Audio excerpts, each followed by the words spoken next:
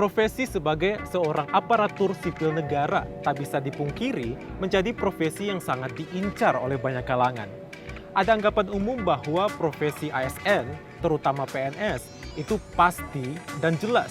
Gajinya pasti, jenjang karir jelas, dan jaminan kesejahteraan di masa tua dari negara alias pensiun menjadi alasan utamanya. Meskipun begitu, tak sedikit stigma tak mengenakan dilekatkan pada profesi ASN. ASN tidak efisien, tidak efektif, tidak produktif, dan tidak mengoptimalkan kinerja karena cenderung melakukan hal-hal yang bersifat instruktif. Semua anggapan itu tak dapat disalahkan karena sejarah sistem pengelolaan ASN yang belum baik di masa lalu menjadikan kita mewarisi sistem yang ruwet dan berbelit-belit, membuahkan stigma yang buruk bagi sebagian orang bahwa ASN kita belum profesional. Reformasi birokrasi memberikan satu spotlight terhadap perbaikan kinerja ASN, yakni strategi untuk membangun aparatur negara agar lebih berdaya guna dan berhasil guna dalam mengemban tugas umum pemerintahan dan pembangunan nasional. Dengan demikian, fondasi dasar reformasi birokrasi seutuhnya harus dimulai dari reformasi terhadap pengelolaan atau manajemen ASN. Manajemen ASN perlu menjadi perhatian mendalam karena sumber daya manusia aparatur ini adalah dimensi dinamis dan unik dibandingkan mengelola sumber daya lainnya, yaitu memiliki sifat, karakter, motivasi, dan emosi yang berbeda-beda, sehingga membutuhkan penanganan atau pengelolaan yang berbeda pula untuk setiap personilnya. Lantas, bagaimanakah mendongkrak profesionalisme ASN kita? Yang pertama, sistem meritokrasi.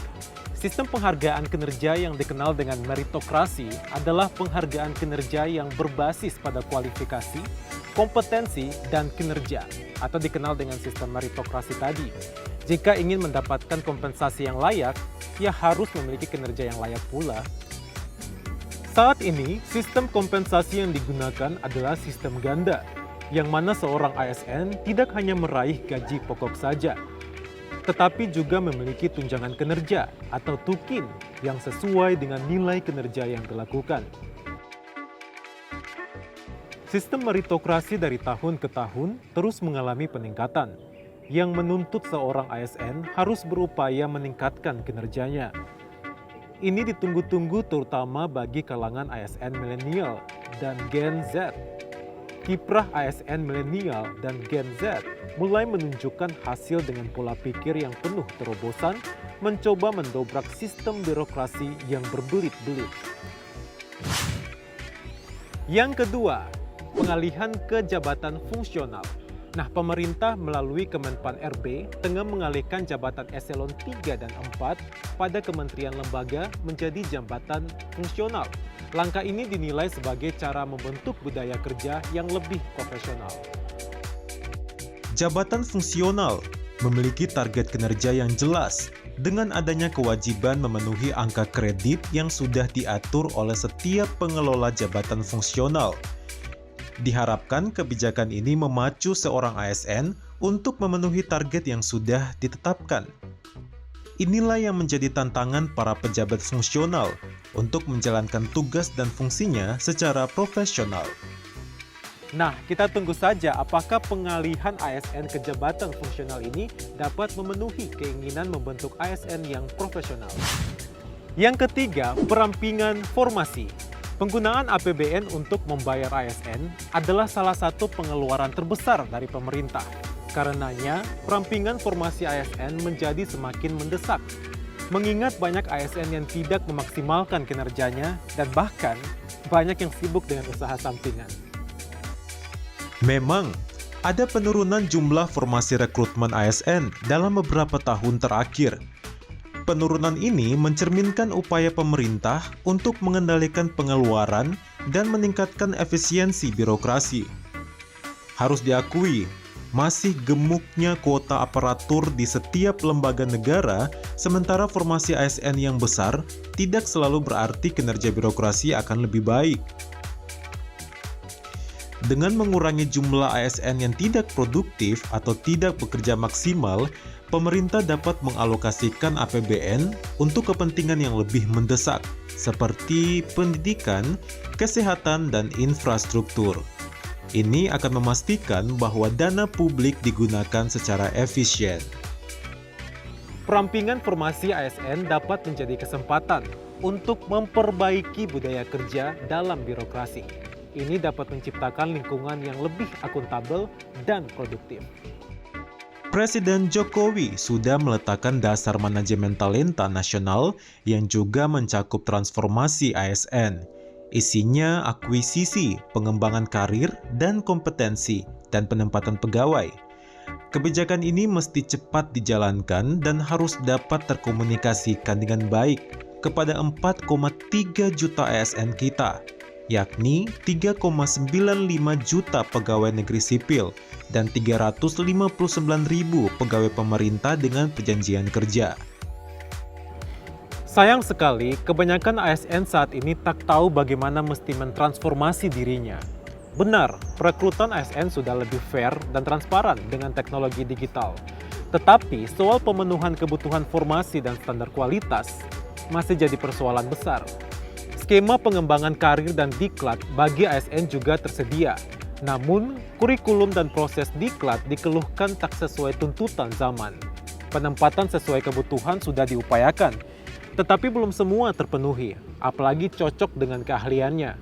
Mobilitas untuk pengayaan dan peningkatan karir rendah karena tak kompatibelnya gaji, insentif, dan kepangkatan antar kementerian lembaga.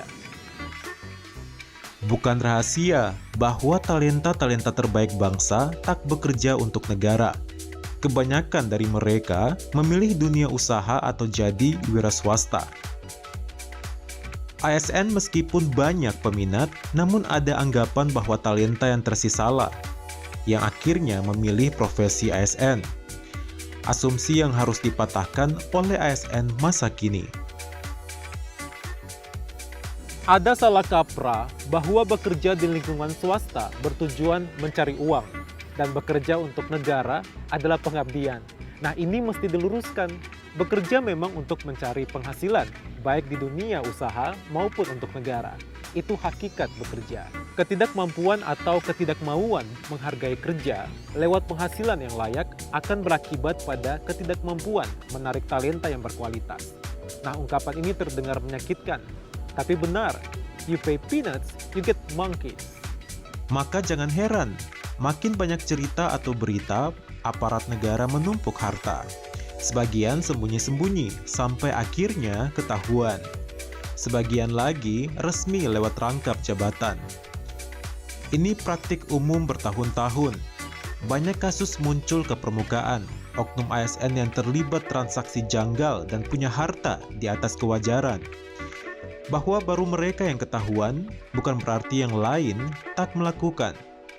Wakil Ketua KPK menegaskan, banyak pejabat punya kekayaan tak wajar, tetapi belum terungkap kepada publik. Karenanya, kunci pertama manajemen talenta ASN adalah kemauan menghargai SDM birokrasi dengan fair dan memadai.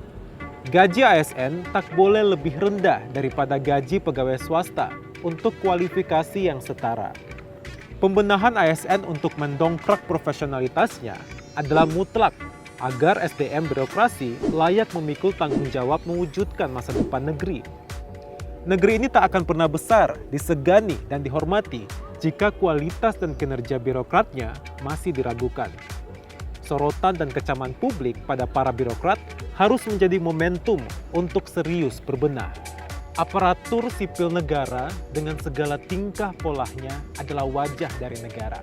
Kualitas mereka menentukan tingkat kepercayaan warga. Saya Juan Sakwarela, pamit undur diri, mari sama-sama kales sangka tumpung pemerintahan.